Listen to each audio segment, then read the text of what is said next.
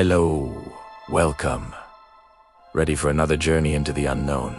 Before we begin, I'd be happy to know where you're watching from and what time. Now, make yourself comfortable, put on your headphones, and try not to be overwhelmed by fear. Leaving home was the only way I found to break free from everything that was suffocating me, and I spent years convinced that distance would be my redemption.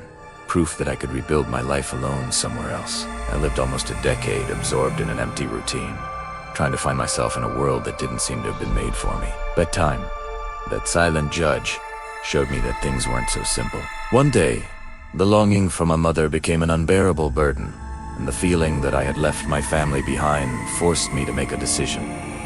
I would return, not to stay. That's what I told myself, but only for a quick visit. A settling of accounts with the past, although deep down I knew it was useless to lie. The city greeted me with the same lukewarm indifference as when I left, and within a few hours I was already sitting in the living room of the house where I grew up, reuniting with faces I had only seen in photographs. The reunion with my sister Christina was warm and genuine, as if only a few weeks had passed and not years. She was radiant, with that smile that lit up her face and the certainty that life had finally rewarded her efforts. She was the one who introduced me to Joe. And there, at that moment, the air in the room seemed to grow heavier. Joe was Christina's partner, the man with whom she had a stable and happy relationship. But for me, he was the ghost of an adolescent attraction, a fleeting and merely carnal affair that life had taken care of burying, or so I thought. The look he gave me, quick and discreet, was not that of a newly met brother-in-law, but rather that of the old. Joe, the one who kissed me in the back seat of an old car and made me feel things I didn't even know how to name. My body reacted instinctively to a memory I was sure I had thrown away, and the spark that ignited between us there in front of my sister had nothing to do with love, but rather with pure, destructive electricity. Guilt arrived as a warning, a cold shadow telling me that this visit wouldn't end well. But it was too late. I was already trapped in that dangerous game of dissimulated glances and forbidden feelings that I had barely begun to understand. The tension was palpable in the first week I spent with them, an invisible but electrified line connecting us as we tried to maintain the facade of normality it was impossible to ignore. The first move came from Joe. One night, after Christina went to bed, he called me with a discreet gesture, asking me to go to the kitchen. He said he needed help with a leak he had invented. As soon as we got there in the dark, with the moonlight streaming through the window, he pushed me against the wall and kissed me with a desperate ferocity as if he had been waiting for that moment for years. At that moment, all my rationality vanished, and the only thought that dominated me was the old, raw, and soulless desire. I didn't love Joe, and I knew he didn't love me. But the attraction between us was a hungry monster that had awakened and was consuming us. Our meetings became a labyrinth of lies and subterfuge. We invented flimsy excuses to leave home at the same time, to meet in dark alleys or roadside motels that reeked of hypocrisy. It didn't take long for what was sporadic to become habitual, almost an addiction, and soon we were seeing each other 4 or 5 times a week. Each encounter was a stab in Christina, a slow destruction of her world, and the awareness of this weighed on me like lead. I tried to convince myself that I needed to stop, that the price of that adrenaline was too high. But the truth is that I only felt alive when I was with him in the midst of that transgression. I decided that I would distance myself, that I would go back to my old life and pretend that nothing had happened. I managed to avoid Joa for a whole week. I kept my distance and cold, but he sought me out, called me with a choked voice, and told me that he could no longer live that charade, that he couldn't bear the idea of having me so close and, at the same time, so far away. I gave in. I gave in because I was weak, and because, despite all the guilt, the desire to see him again was greater than my morals. The change in Joe's behavior began to be reflected in ours, which inevitably caught Christina's attention. She, innocent and always observant, began to ask me subtle and uncomfortable questions. One afternoon, while we were having coffee, she asked me if I had noticed anything strange about Gio. She said he was more distant, that he barely looked her in the eye, and that he seemed to live on another planet. I tried to disguise it, stammering excuses about stress at his job, but she wasn't convinced. She asked me if he had called me the day before, since my cell phone had rung in the middle of the night, and I answered quickly. I swallowed hard and swore it was a wrong number, that I had gone back to sleep immediately. Her face, once illuminated, now carried a shadow of worry, and I felt a shiver down my spine. I knew she was picking up the pieces, that our bubble of lies was about to burst. That anticipated suffering she displayed made me feel like the most despicable creature in the world. I was the sister she loved, the one she trusted, and I was destroying her happiness because of an attraction that was worthless. The discovery happened on a rainy and silent night, almost poetic, if it weren't for the tragedy that was about to unfold. Joho, careless about the security he thought he had, left his cell phone charging on the living room table while he went to take a quick shower. The device lit up with a text message notification. Christina was nearby, perhaps looking for a book, and curiosity or a premonition made her pick up the phone. I was in the kitchen getting water when I heard a sound I will never forget. It wasn't a scream of anger, but a primal groan, the sound of someone's soul being torn in two. When I ran to the living room, she was paralyzed, the cell phone screen in her hand, showing the exchange of lascivious and promising messages between Jawa and me, texts that confirmed what she'd probably already suspected. The look she gave me at that moment had no tears or fury. It was the representation of emptiness, a black hole of disappointment that swallowed me whole. She simply asked me how I could do this to her. She asked me if I didn't love her, and before I could form a single word, she dropped the device, grabbed her car keys, and ran out the door. I called after her, tried to catch up, but she got into the car and sped off at a terrifying speed, disappearing into the darkness of the rain. At that moment, I knew that it wasn't just her relationship that was lost, but my sister, and with her, my place in the world. Hours later, the house phone rang. It was the police. Christina's body was found trapped in the wreckage of the car, more than 15 kilometers from the city, on a dangerous curve of the highway. The expert informed me that there wasn't even a skid mark on the asphalt, nor any sign that she had tried to swerve to avoid. Anything suggesting that she simply kept going as if she had given up the instant the car gained speed. The electric shock of the news made me fall to my knees on the cold floor. The family then crumbled, and although no one needed to say a word, their silence was the loudest accusation I had ever heard in my life. I was the murderer. I had pushed her to her death with my selfish and sordid betrayal. My older brother had always had an explosive temper, and the pain had turned him into something unrecognizable. He distanced himself from the family for 3 days, consumed by deep hatred and a distorted sense of justice. On the morning of the 4th day after the funeral, the television brought the headline that completed the chaos. Joel was found dead in his home, brutally murdered. My brother, consumed by blind rage, had broken into the place and killed him.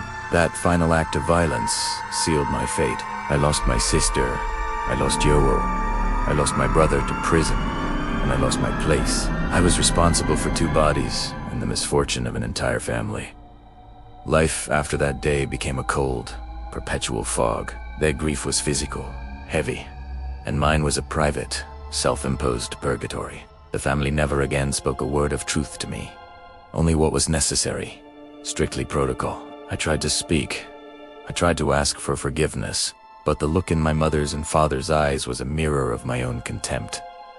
And I understood that there was no absolution for what I had done. My brother in prison refused all my visits. I was an unwanted specter in my own home, the cause of everything, and I realized that the only thing left for me was to leave again, this time without the promise of return.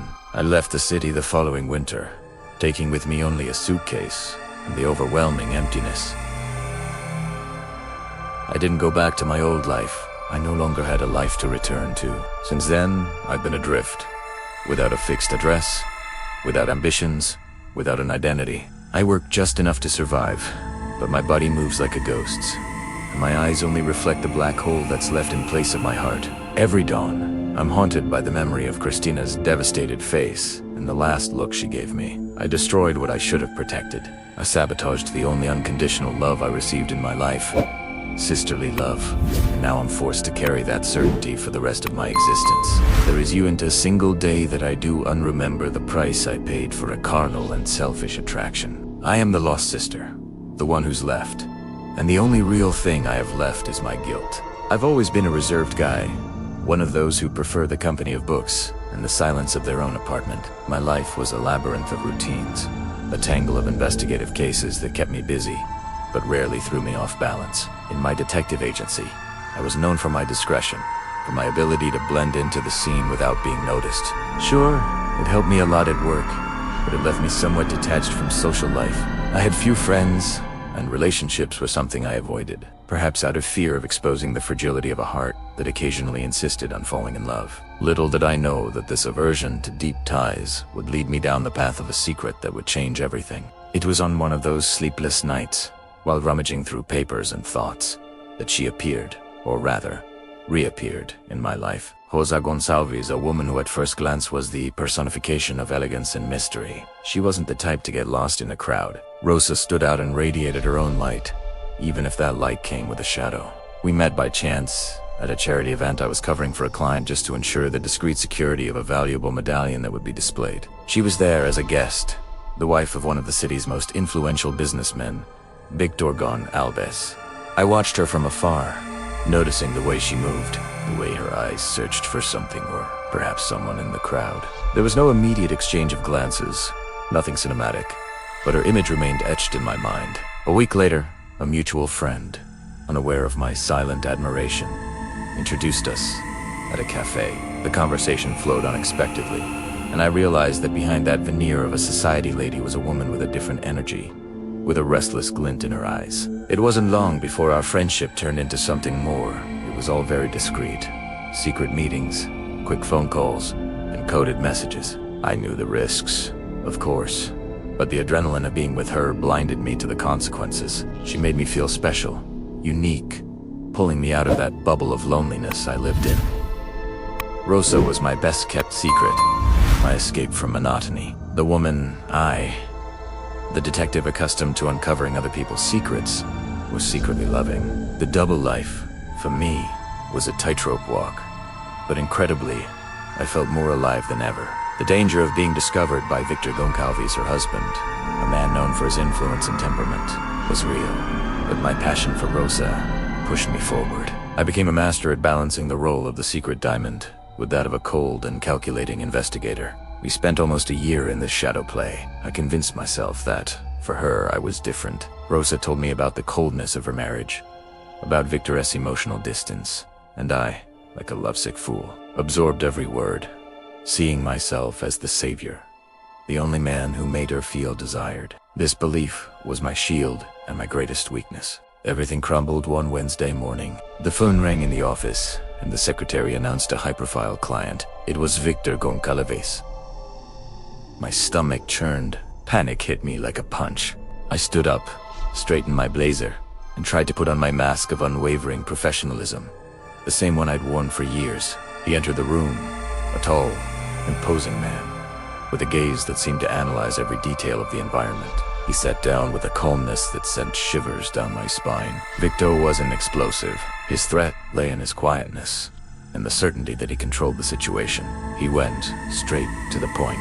He told me he suspected his wife, that his intuition, as a businessman, warned him of her infidelity. He asked me to uncover the truth with all the discretion and rigor that my agency offered.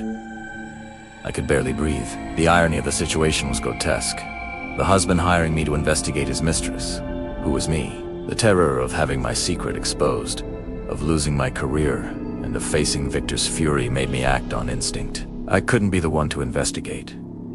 I would be discovered in minutes. I thought quickly, arguing that, due to the complexity of the case and my schedule, I would assign it to my best and most discreet detective.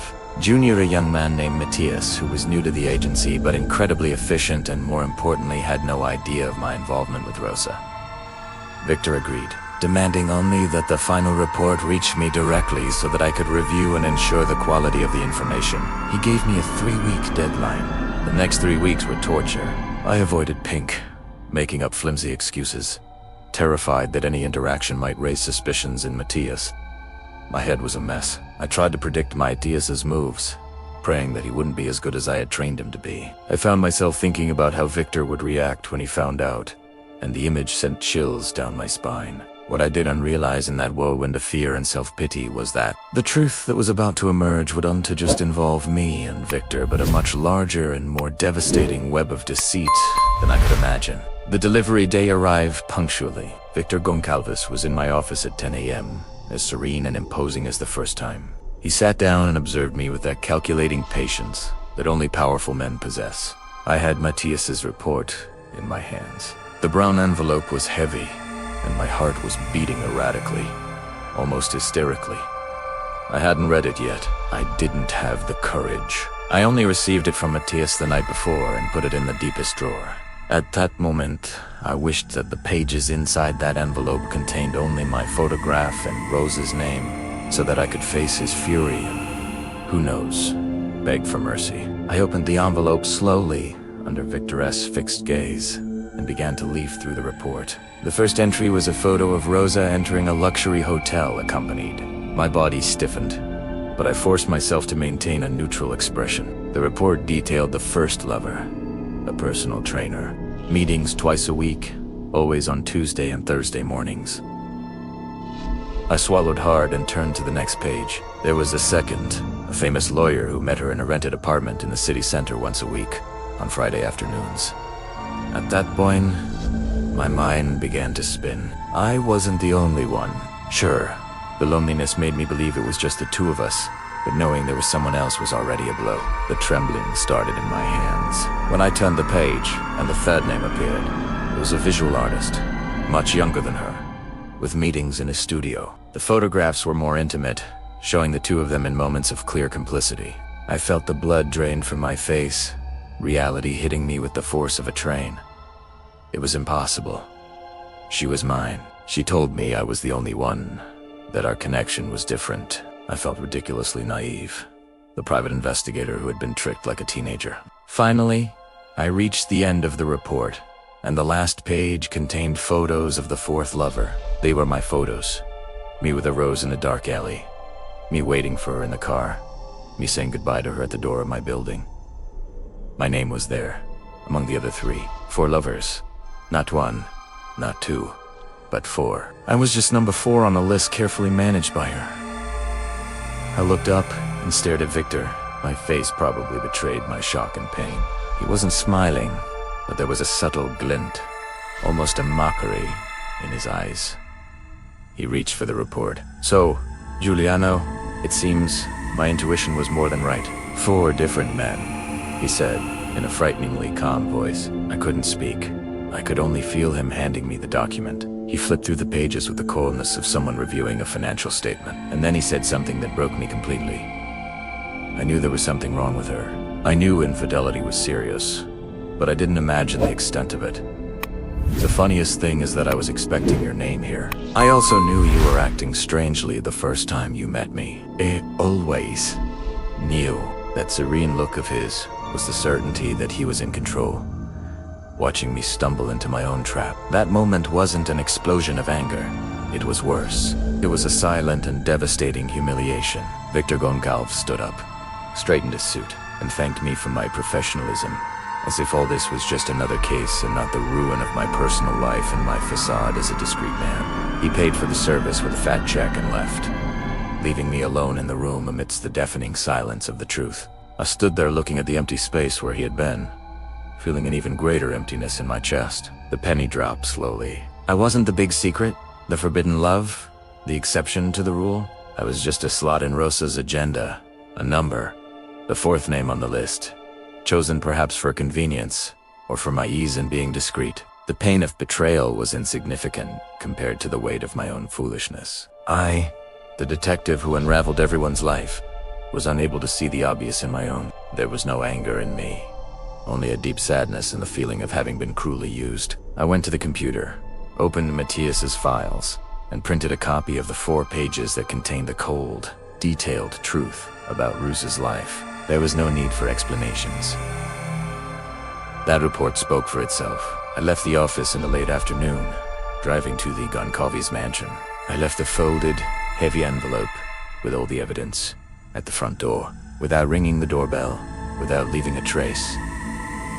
It was my goodbye. At that moment, I understood too late that the brilliance Rosa emitted was the reflection of an abyss. You get close, you think you can unravel or control it, but when you fall, there is nothing to hold you. She didn't need a savior. She was the weaver of her own life, and I was just a thread she used and then discarded. I went back to my routine life, to my books.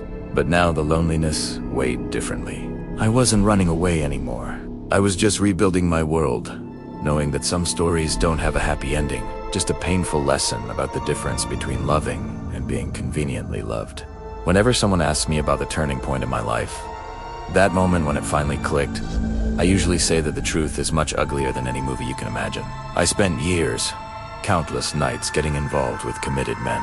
This wasn't about love, not even about real desire. What moved me was something much darker and more addictive, a force that almost cost me my life. My cycle began like most of these stories, innocent, with a casual flirtation in a bar. And before I knew it, the rule for me to be interested in someone was that they had to be absolutely unavailable. I was looking for that adrenaline rush of being the secret, the forbidden fantasy that had the power to implode an entire family life. And I was good at it, an expert at finding the crack in their armor. The problem is that this surge turned into a kind of emotional black hole inside me. I would find someone, feel desired, unique, and spend a few days intoxicated with the idea of banging the woman he chose, even if only for a few hours. Then, the guilt and emptiness would return, and the cycle would restart. I felt discarded, but the addiction was stronger. I needed the next dose of danger to feel alive. It was an emotional roller coaster, feeling like the queen of the universe one night and the next morning, just a shadow waiting for the next forbidden call. I even knew I was slowly destroying my dignity, but the sound of my cell phone vibrating with a message from him, saying he was risking everything to see me, made me ignore any warning signs. This pattern lasted until things spiraled out of control. It wasn't a scare or a reprimand, but two real situations where death came very close to me, forcing my eyes to see the disaster I was sponsoring. The first warning came in the form of a woman's fury, a wife who had discovered what her husband and I were doing. And the second time, the danger came from the lover himself, who revealed a dark and terrifying side that I could never have foreseen. Looking back, I understand that I wasn't looking for married men. I was looking for chaos, and I found it twofold. I thought I was a homewrecker, but in the end, the only thing I was destroying was my own life, and the consequences would be brutal. One of my longest affairs, and the first one that truly made me tremble with fear, was with a guy I'll call Ricardo. He was one of those men who seemed to have stepped out of an elegant, successful catalog, and he had that aura of power that was irresistible to me. We always met in an apartment he kept in the city center, a perfect nest of secrets where we felt untouchable. Our dynamic was always the same. Messages exchanged in the middle of the day, furtive meetings in the late afternoon, and empty promises that he would soon resolve the situation at home. I knew he wasn't going to go, but I liked the performance. His show, saying that I was the only one he loved, the woman who made him feel complete. It was all a lie, of course, but at that time I needed those lies like I needed air. One night, when we were returning from dinner at a more secluded place, his phone started ringing insistently. It was his wife, and I could see on Ricardo's face that something was very wrong. He answered with a tense voice and tried to sound as natural as possible. But the conversation lasted only a few seconds before he hung up with a pale expression. He told me, his voice choked with emotion, that she had found out. He didn't know exactly how, but she had read the messages, seen the reservations, and was out of control. At that moment, I thought the drama would end there, that Ricardo would disappear. But things escalated in a way I didn't expect. About half an hour after he dropped me off at home, the doorbell of my apartment started ringing frantically and persistently. I lived in an old building with little security, and when I looked through the peephole, what I saw sent chills down my spine. It was Ricardo's wife. She was visibly distraught, her eyes bloodshot with anger and tears, and she was holding a large, sharp kitchen knife against her chest. She was screaming my name, repeating that she would get rid of the evil that was destroying her family and banging on the door with terrifying force. I stepped away from the door, my body trembling uncontrollably, and dragged myself to the phone to call the police, whispering what was happening. Those were the longest and most terrifying 10 minutes of my life. Listening to that woman in a psychotic episode outside, while I waited, paralyzed, feeling that at any moment the door would give way. The police arrived, calmed her down, and took her away. But the shock remained etched in my memory. That night I understood that the game had stopped being fun and had become dangerous. I was no longer the daring mistress. I was a target. That was the first glimpse that my compulsion for married men would put me in life-threatening situations. After the knife incident, I swore I would stop. I was in shock for a while, unable to respond to any messages. But the addiction, like a drug, pulls you back in. It wasn't long before I got involved with another man, Daniel, a businessman who seemed calmer and, at first, less prone to dramatic outbursts. Daniel was the type who promised the moon and the stars, and our relationship developed around the idea that he was about to get divorced. He called me all the time, sent me flowers, and said I was his future wife. I was starting to believe the fantasy, thinking that maybe this was the case where happily ever after was real. Time passed, and the promises of divorce never materialized. I realized he was using this idea as a rope to keep me tied down. During a meeting, while we were discussing this, I decided I needed him to leave me alone. I told him clearly that I didn't want him to get a divorce, that I was tired of the waiting and the secrecy, and that it was better if we broke up. My intention was to force him to leave me, as I didn't have the strength to do it alone. But his reaction was completely unexpected and terrifying. Daniel's face contorted into a mask of fury. He didn't accept the rejection. We were, in my car, stopped on a dark street, and he suddenly started the engine and dragged me into the vehicle, locking the doors. I started screaming, begging him to stop, but he ignored me, driving at high speed. He yelled that if he couldn't have me, nobody would, and that I was to blame for him living a life of lies. Terror gripped me. I tried to pull the handbrake, but he pushed me away with brutal force. He accelerated even more, entering a highway and began to dangerously swerve between cars. At one point, he turned the steering wheel sharply toward a concrete pillar, yelling that he was going to end it all right there. At the last second, I managed to grab the steering wheel and pull to the right, avoiding the impact by just a few centimeters. The car spun and only stopped when it grazed a guardrail. The silence that followed, with the smell of burning tires and my heart almost leaping out of my chest, was deafening. I stared at him, panic in my eyes, and he stood there, motionless, realizing what he had just done. I got out of the car and ran without looking back, leaving the car and Daniel behind. At that moment, I knew the disaster wasn't his marriage. The real disaster was me, and the addiction that drove me. The trauma of those two events, his wife's knife and the attempted accident, hit me like a train. I went to intensive therapy, and there I had to face the hardest truth of all. My compulsion for married men was indeed an addiction. It was like a chemical dependency, where I sought the adrenaline rush and validation to fill a void that came from within. I wasn't looking for love. I was looking for the feeling of temporary power, of being responsible for the chaos. But I was just the most disposable piece in this dangerous game. The recovery was slow and painful. I had to cut all ties, block numbers, and, above all, recognize that I was the main victim of my own destructive choices. I had destroyed my dignity, put myself at risk of death twice, and all because of a cycle of self-sabotage. With professional help, I understood that I always sought to be the disaster in someone else's life, so I wouldn't have to deal with my own emptiness, until the mirror broke and showed me that the biggest and most imminent disaster was myself. Today, I have been clean from this addiction for over 2 years. The emotional scar remains a constant reminder that the greatest force that almost killed me was internal. I am no longer the woman who sought destruction. Now I seek reconstruction and the peace I never found amidst the chaos of others. The life of secrets is over, and I am finally learning to live a life where danger is not the main ingredient. In here, time doesn't pass. It just drags on. And the worst part is that it forces you to relive everything. I'd been locked up for 3 years, condemned to more than my life, but I received the sentence that night before the siren sounded. My name's Romulo, and if you're reading this, know that there isn't a single hour of my day when I do remember what brought me here. I was an ordinary guy, a married worker. Patricia and I built a life that from the outside seemed like the definition of solidity, but inside it was just routine. We got used to each other in such a way that passion became a kind of lazy comfort. I never thought about leaving.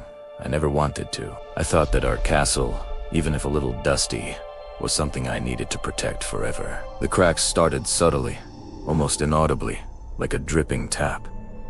At first, I didn't even pay attention. I thought it was stress from her work. Patricia started to distance herself. The conversations decreased, and her cell phone became almost an appendage, always in her hand, face down. I noticed muffled laughs when she typed something, and if I got close, she would lock the screen with a speed that gave me chills. She started arriving late from what she called extended hours. At first it was once a week, then twice, and suddenly every Wednesday she had a meeting that only ended after 11. What made me come out of the state of denial was the smell. It wasn't a familiar smell. It was a strong masculine perfume that lingered on her hair and neck, in a way that our soap couldn't disguise. I tried to ignore it, to convince myself that she bumped into someone on the bus, in the elevator. I don't know, but the smell came along with a different gleam in her eyes. A gleam of novelty that routine had taken from me years ago.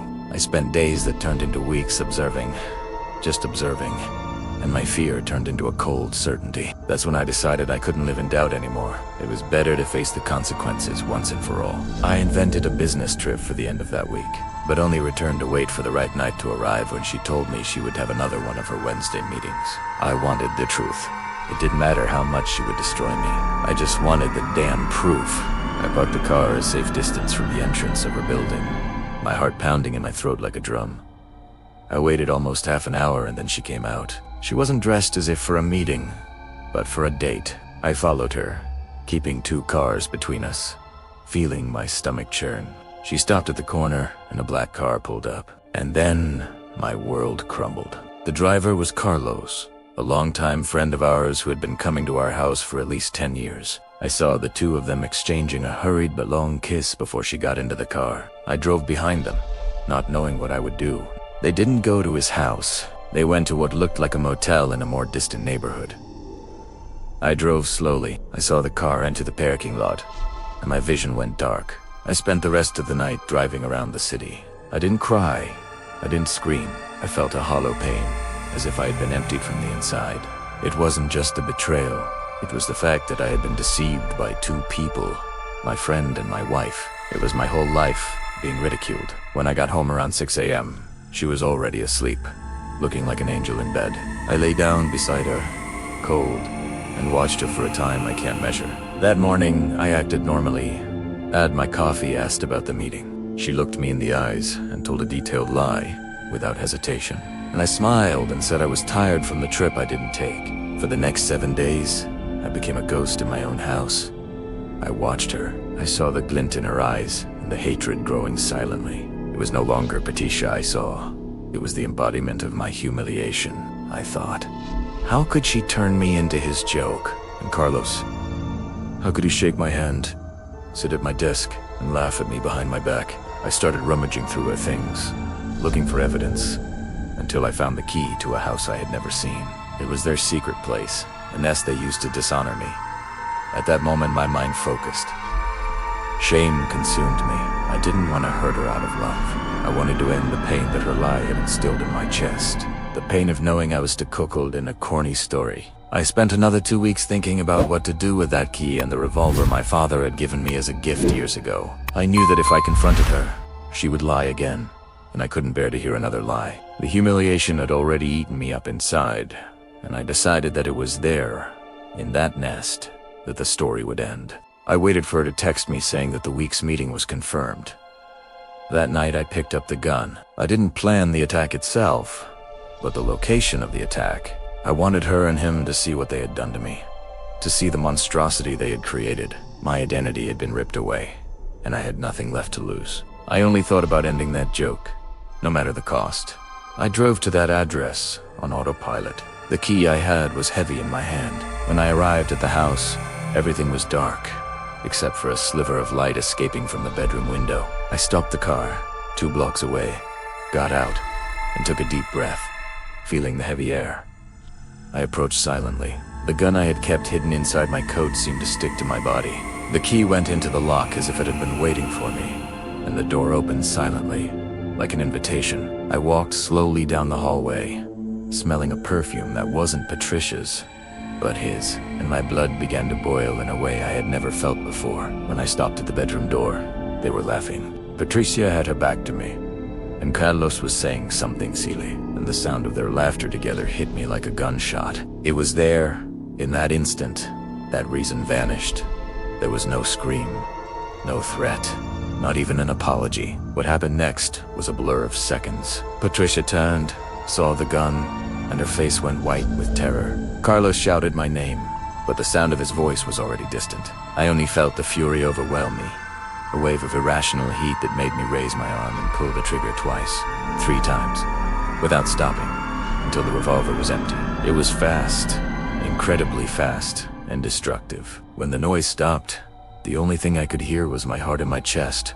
The silence that came after the violence was heavier than the noise. I saw them both lying there, quiet, and the gun fell from my hand, making a dry sound on the wooden floor. I didn't feel immediate remorse, I swear. What I felt was a macabre liberation. I looked at what I had done and thought, it's over.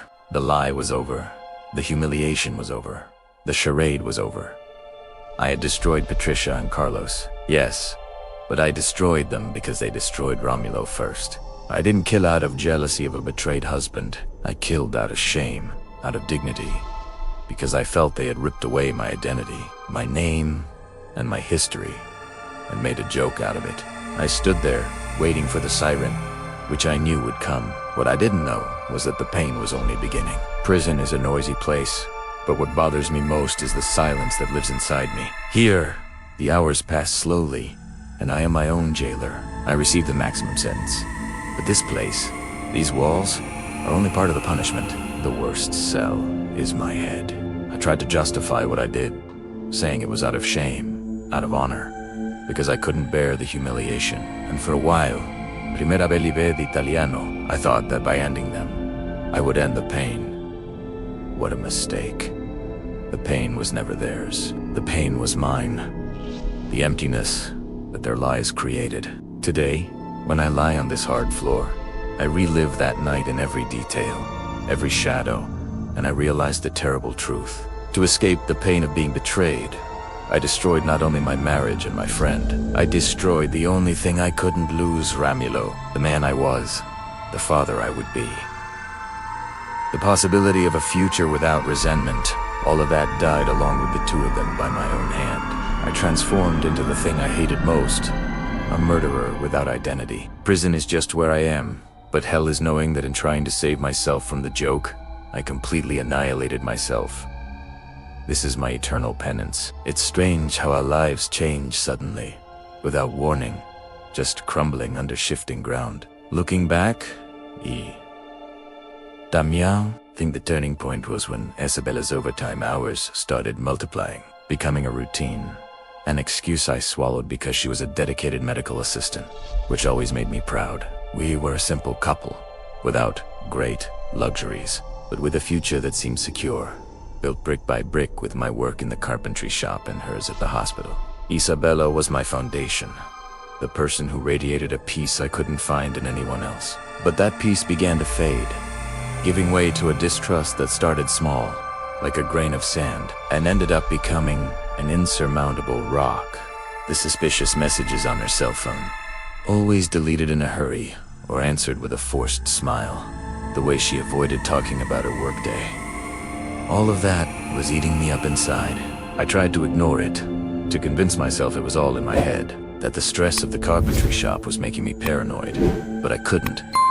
One night, I even got up in the middle of the night and grabbed her cell phone while she was sleeping, trying to find something, anything. But the screen was always locked, and I didn't have the courage to wake her up to ask for the password. That obsession became my shadow. I could barely work. The sawdust no longer smelled like home, but like a prison, and my thoughts were an endless loop of unanswered questions. I remember that one day the last straw was a simple change of schedule. She, who always left at 7, started leaving 15 minutes earlier, without giving any explanation. At that moment I knew that the only way to end the torment was to face the truth. I followed her. It was a gray day, the fine rain falling on my car as I kept a safe distance, my heart racing like a drum in my ribs. She didn't go to the hospital. She turned onto a side street and stopped the car near a more secluded square. From afar, she saw a man approach her car, a tall, dark-haired man. Elianadine, and the scene I saw next, a passionate kiss in the middle of the afternoon, shattered the castle I had taken years to build. Ricardo, his name, I learned later, was a colleague from the hospital. The secret of that kiss settled in my house like a parasite, making me live with the emptiness for weeks until I had the courage to confront her. A confession, made between sobs and pleas to save the marriage, didn't calm me down. It only sealed my fate. I was broken, and there was nothing left to save. After spending a night of unbearable tension, each of us locked in our own silence and pain, I could barely breathe in our house. That night, the silence was a living, heavy, almost palpable thing that suffocated us.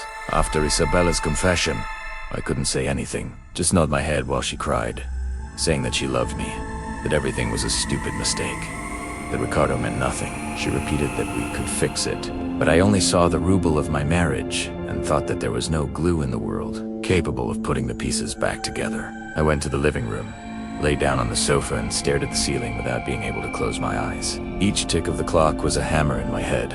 I let the anger and resentment boil inside me, turning me into an empty version of the man I was. Around 4 in the morning, my mouth went dry and I felt terribly thirsty, forcing me to get up and go to the kitchen to find a glass of water. The hallway was dark, illuminated only by the light coming from the street through the kitchen window. I walked slowly, stepping on the cold floor. As soon as I reached the kitchen entrance, I stopped abruptly, my heart racing and my thirst forgotten. There, leaning against the marble countertop, was East. She was motionless, wearing the navy blue nightgown I gave her on our wedding anniversary. At first I thought she'd gotten up too, perhaps to ask for water or to continue our interrupted conversation. But the way she looked at me was what paralyzed me. Her eyes were open and fixed on me, without blinking, and her face was a pallor I had never seen before, almost gray, as if the blood had drained from her veins. She didn't speak. She didn't move. She just watched me with an intensity that seemed to want to pierce my soul. I felt a cold shiver down my spine. I tried to speak, to ask what she was doing standing there like that, but my voice wouldn't come out. My legs were petrified. The fear wasn't that of a husband who had just discovered infidelity, but a primal, irrational fear. I stood there for a few seconds that seemed to stretch to infinity in that absurd tension. Finally, her body blinked. No, it didn't blink. She simply left, disappeared.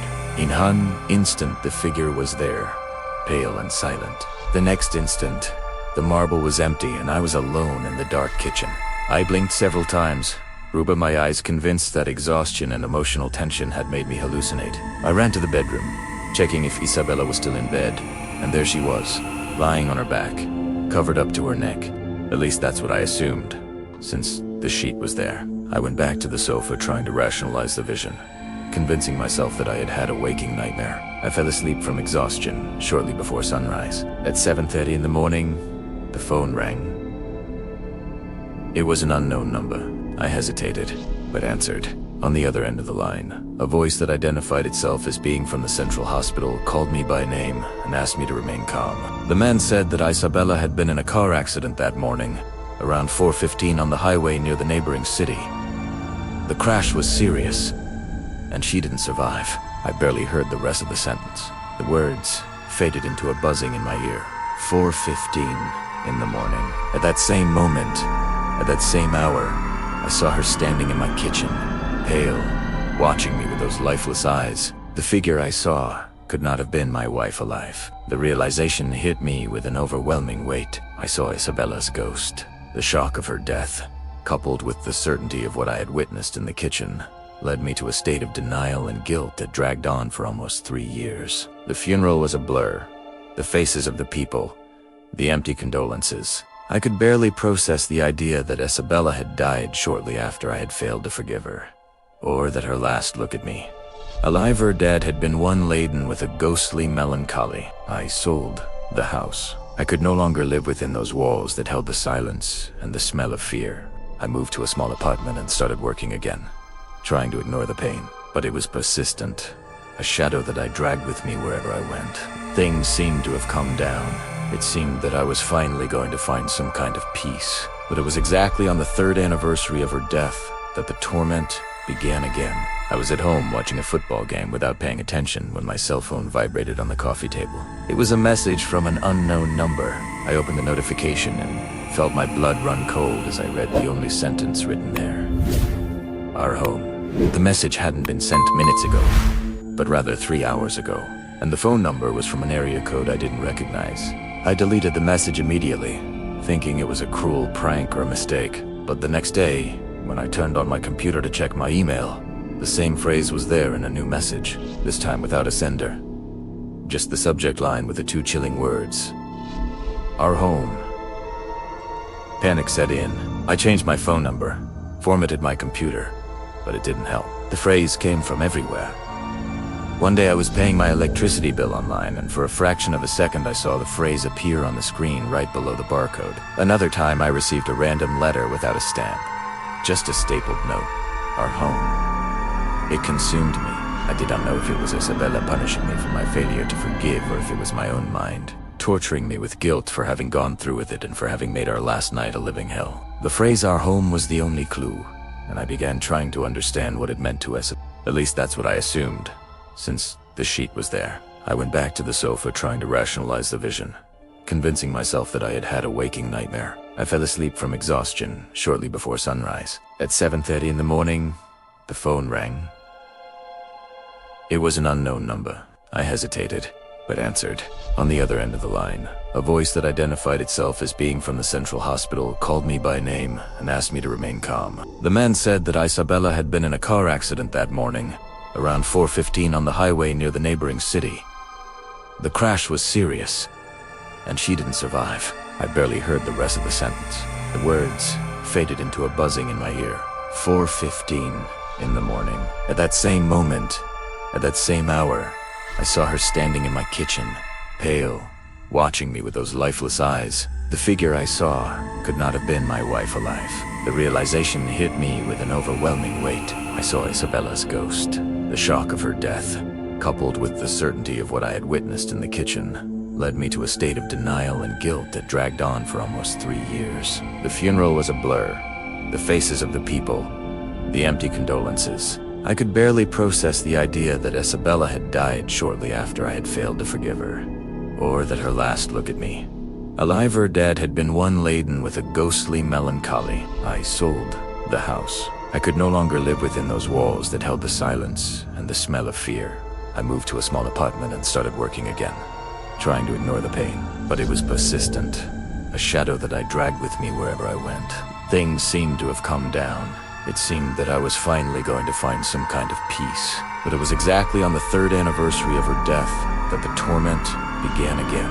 I was at home watching a football game without paying attention when my cell phone vibrated on the coffee table. It was a message from an unknown number. I opened the notification and felt my blood run cold as I read the only sentence written there. Our home. The message hadn't been sent minutes ago, but rather 3 hours ago. And the phone number was from an area code I didn't recognize. I deleted the message immediately, thinking it was a cruel prank or mistake. But the next day, when I turned on my computer to check my email, the same phrase was there in a new message, this time without a sender. Just the subject line with the 2 chilling words: our home. Panic set in. I changed my phone number, formatted my computer, but it didn't help. The phrase came from everywhere. One day I was paying my electricity bill online, and for a fraction of a second I saw the phrase appear on the screen right below the barcode. Another time I received a random letter without a stamp. Just a stapled note. Our home. It consumed me. I did not know if it was Isabella punishing me for my failure to forgive, or if it was my own mind, torturing me with guilt for having gone through with it and for having made our last night a living hell. The phrase "our home" was the only clue, and I began trying to understand what it meant to us. I remembered that she used that expression to talk about our old apartment, which I sold after her death. I decided I needed to investigate, to confront whatever was haunting me. I forced myself to go to the old neighborhood. The building looked the same, but my apartment was empty, the "for rent" sign fixed in the window. I started calling all the unknown phone numbers that had sent me the message, but they all went to voicemail. Desperate, I searched for Ricardo, the man she cheated on me with. Finding him wasn't easy, but I managed to locate him working at a different hospital in a neighboring city. I arranged a coffee meeting pretending I needed to talk about Isabella's life. He seemed disturbed. During the conversation, I forced him to admit that he and Isabella had a plan. They were going to live together. He confirmed that the phrase "our home" was an inside code between them, a reference to the new apartment they were buying together. Ricardo told me, trembling, that he had been receiving the same messages, exactly the same ones, for 3 years since her death. At that moment, I knew it wasn't my guilt manifesting itself. It wasn't just me and my conscience. We were 2 targets, 2 victims of something that didn't belong to this world. Ricardo's revelation that he too was tormented by the same message, "our home," relieved me of the burden of thinking I was the only crazy one. I left the meeting with him with my head spinning, but with a new certainty. Isabella's ghost was haunting us, punishing us for what we had done to her, whether for the betrayal or for my lack of forgiveness. We needed to understand why all this was happening. We returned to our old apartment, hoping to find something. The door was open, as the real estate agent was there to show the property. We went in, and while Ricardo rummaged through the kitchen cabinets, I went straight to the bedroom. Under the old mattress, I found a diary I never knew existed. It was open to the last page with Isabella's hurried handwriting. It wasn't a confession, nor an apology, but a meticulous plan. She had written in detail how she intended to fake her own death to escape me and start a new life with Ricardo, using a friend's old car to simulate the accident and disappear off the map, leaving the two of them behind. She had planned her escape for 4 a.m. that morning. The crash that the hospital confirmed was not an accident, but a mistake in her plan that went wrong. At that moment, all the pieces fell into place. The pale figure I saw in the kitchen before I learned of her death was Isabella Viva fleeing, watching me for the last time. Her fear was not death, but the betrayal of the plan, the last glimpse of the home she was abandoning. The messages, I realized, were just Ricardo's guilt, who knew about the plan and who, after the tragic failure, had become the manifestation of his remorse. He was trying to involve me to share the blame for the abandonment that cost her life. I was being haunted by my own guilt for not having forgiven in time. But the messages were coming from Ricardo. That encounter freed me in an unexpected way, because it showed me that sometimes the cruelest ghost is our inability to forgive ourselves. I was no longer Isabella's ghost, but the shadow of my own resentment. I was a systems administrator, a quiet job in downtown Rio de Janeiro, and for 8 years, my routine was the same. Maria, our apartment in Botafogo. The hustle and bustle of real life. We met in college. We were true partners. We shared everything, or at least I thought we did. I've always been very focused on logic, data, and what could be proven. So, the mess my head became in the final stages of our marriage was a personal hell. Things started to change, subtly. The kind of thing you ignore at the time and then wonder how you could have been so blind or so naive. I remember well the first time I noticed her cell phone always face down on the bedside table. A silly thing, but she never did that. It seemed like she was hiding the screen. I started trying to convince myself that it was just me being fussy, that I was becoming paranoid. But soon other signs came, the ones that couldn't be ignored. I started noticing certain smells, men's perfumes that weren't mine, and they always came from her clothes when I picked them up to wash. Strong smells that she said were from coworkers who smoked. The excuses for being late became constant. One time it was traffic, another time it was a last-minute meeting, always with a slightly faster voice and a quicker than usual welcome kiss, as if she wanted to go straight to bed and avoid conversation. She also showed up with some new clothes in a different style, bolder than what she usually wore. Something I commented on, but she replied that it was just a phase of wanting to feel good. I spent all day in the office in front of 3 screens, trying to focus on code and network problems. But my head was just stuck on that doubt. We try to convince ourselves that we're the paranoid one in the relationship. But the person you've loved for almost a decade wouldn't do that. I felt guilty for even thinking that Maria, so reserved, would be capable of it. All of that left me exhausted, my sleep fragmented, always waiting for the sound of the key in the door after midnight. Deep down, I knew something was wrong, but I didn't want to be sure. The certainty only came when I decided to stop feeling like an idiot and went after the truth. The decision to follow Maria wasn't impulsive. It took me almost a month to prepare myself psychologically, to feel ready to face whatever came and ready for the destruction it would bring. It was the day she said she had a mandatory work get-together, that it would end late, and that she would call me when she was leaving. I left work early, got in my car and parked on a side street a block from our building in the dark. I stayed there for almost 4 hours, my stomach churning, my cell phone in hand distracting me with silly games. Afraid she would see me, but much more afraid of what I could see. She left around 8:15 p.m., wearing that new outfit I hadn't seen yet, a dress that fit her very well, and took a taxi on the corner. I started my car, kept a safe distance, and followed the route through Barra da Tijuca, feeling like a pathetic amateur detective. I had so much hope that she was actually going to a company event, that all my suspicion would fall apart and I could apologize for my paranoia. The taxi stopped in front of a fancy restaurant, with valet parking and a glass facade that let you see the interior. I parked again and watched from afar, looking for a company party banner or something similar, but there was nothing. So walked it in, and in less than a minute, a man in a suit, about my age, stood up from a table in the corner and greeted her with a hug that was not that of a co-worker. It was a hug from someone who had intimacy and a lot of experience. That hug lasted longer than eternity for me, longer than our marriage. I didn't need to see anything else to know, but I stood there, swallowing hard, watching the two of them smile and talk at the table, ordering wine and acting like a couple in love, without the slightest sign of hurry or guilt. I looked at the clock and thought about the irony. At that same time, Primera stayed at home, trying to get ahead on work to have more time with her. It was the coldest thing I've ever felt in my life. It wasn't anger or sadness at first. It was a frigid emptiness in my chest. I went home without expecting her to come back, knowing she would invent another story and I wouldn't have the courage to pretend I believed her again. I couldn't sleep. I sat on the sofa and stared at the door. I was there, a systems administrator who trusted data and facts, being betrayed by the person I trusted most. And the fact was that this had been going on for more than 2 years. I realized it from the way they interacted. When Maria arrived, it was almost 2 a.m., and she had the key in her hand when she saw me sitting on the sofa with the living room light on, and the favorite shirt she gave me. An old, worn shirt folded in my lap. She froze in the doorway, and the first thing she asked me, her voice faltering a little, was what I was doing awake. I didn't raise my voice. I just looked at her and said, 2 years.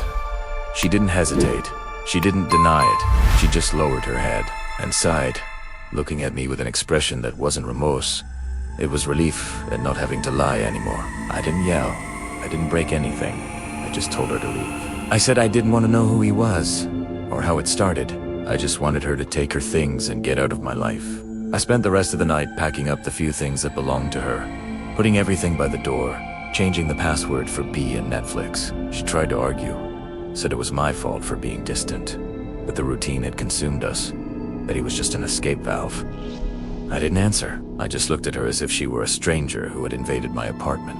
Maria left in the morning carrying 2 suitcases, without looking back, and I thought the hard part was over, that the emptiness would pass with time, but I was very wrong. The real torment wasn't the betrayal, it was what would come after. Something I could never explain with my logic of data and systems. I thought that with the change of the lock, and with Maria gone, I would have peace, but the apartment, which used to be our home, became my personal dungeon. What started as sadness soon turned into pure terror. I started having horrible and very vivid nightmares as soon as she left. I saw Maria in the corner of the room.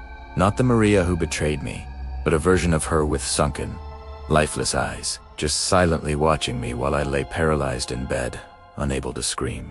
I would wake up in a cold sweat, but the feeling that someone was in the room watching me in the dark took a long time to disappear, and I would sit on the bed waiting for the day to dawn. Over time, the nightmares evolved into whispers that seemed to travel through the plaster of the ceiling and the walls. Te werelu. Unintelligible voices that I heard wandering through the rooms, especially when I was trying to sleep.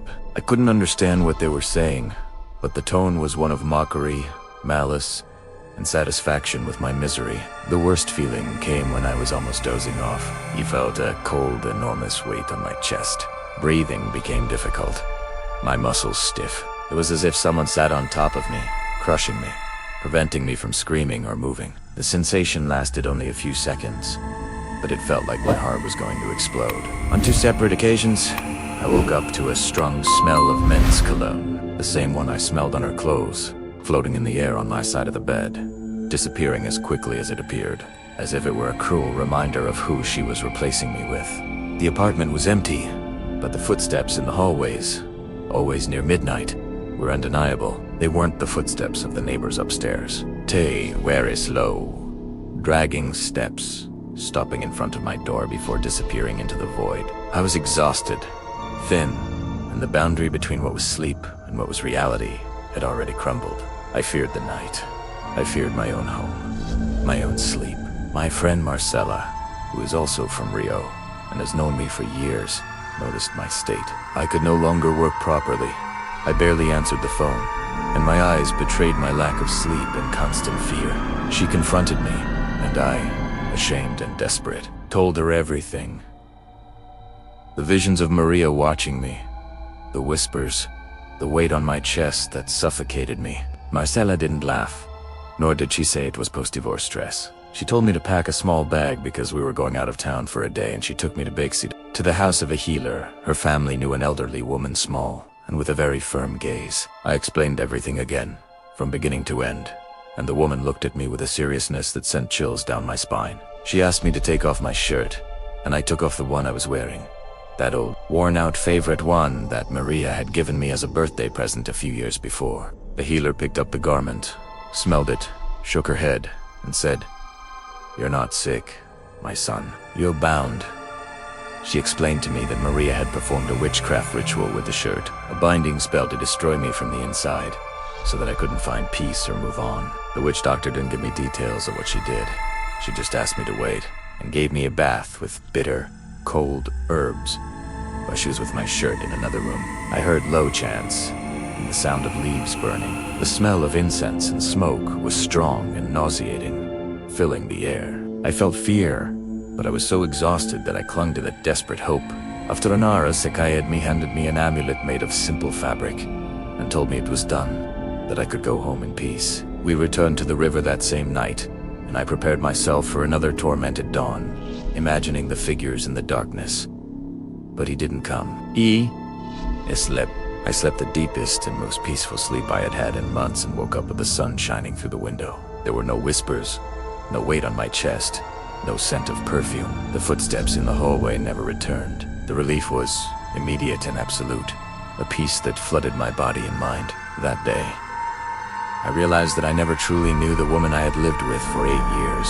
The Maria I loved and the Maria who cursed me were two different people, and I only knew the first. I understood that adultery wasn't the worst part of that story. The most terrifying part was the certainty that the person I chose to share my life with was capable of going beyond anger or lack of love. She used something old and dark to destroy me from the inside, to ensure that my misery lasted longer than her anger. I got over the relationship and the spell, but the lesson that love can turn into pure evil is something I carry with me to this day. Music, it's been years since I moved to the other side of the country, trying to create a new life. But the truth is that the past follows me like a shadow, especially when I face a mirror. I used to be a fairly secure guy, with a good job, a stable life, and most importantly, Adelaide. She was my safe haven, the person who saw the best in me, or at least that's who I believed she did.